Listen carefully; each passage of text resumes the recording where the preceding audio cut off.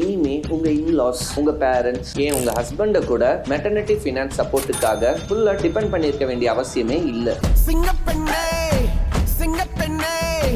Maternity டியூரேஷன்ல உங்களுக்கு எவ்வளவு காசு தேவைப்படும், எவ்வளவு அமௌண்ட் இருந்தா எவ்வளவு இயர்ஸ் நீங்க மெட்டர்னிட்டி பிரேக் எடுக்க முடியும், குழந்தை பிறந்த நெக்ஸ்ட் 3 இயர்ஸ்க்கு உங்களுக்கு எவ்வளவு அமௌண்ட் தேவைப்படும்னு 3 ஸ்டெப் கால்குலேஷன்ல சொல்றேன். நோட் பண்ணிக்கோங்க. ஃபர்ஸ்ட், உங்களுக்கு 3 மடங்காவது எமர்ஜென்சி ஃபண்ட்ஸ் இருக்கணும். ஃபார் an எக்ஸாம்பிள், உங்களோட சேலரி 50,000 தான், 50,000 into 3 1.5 lakhs of emergency funds கண்டிப்பா இருக்கணும். Second, maternity gap of minimum 1.5 years cover பண்றதுக்கு 50,000 into 18 9 lakhs தேவைப்படும். தேர்ட், டெலிவரி சப்போர்ட் இருந்தா ஓகே, இல்லனா டெலிவரி பிளஸ் இனிஷியல் காஸ்ட்டுக்கு ஒரு 3.6 lakhs. ஆக மொத்தம் டோட்டலா உங்ககிட்ட 13 to 14 lakhs இருந்தா நீங்க ஃபினான்ஷியலா இண்டிபெண்டன்ட். 1.5 வருஷத்துல உங்களோட எக்ஸ்பென்சஸ் மேட்ச் பண்ணக்கூடிய எஸ்ஐபிஸ் என்னென்ன, எப்படி ஸ்டார்ட் பண்ணலாம்னு தெரிஞ்சுக்க மாம்னு கமெண்ட் பண்ணுங்க.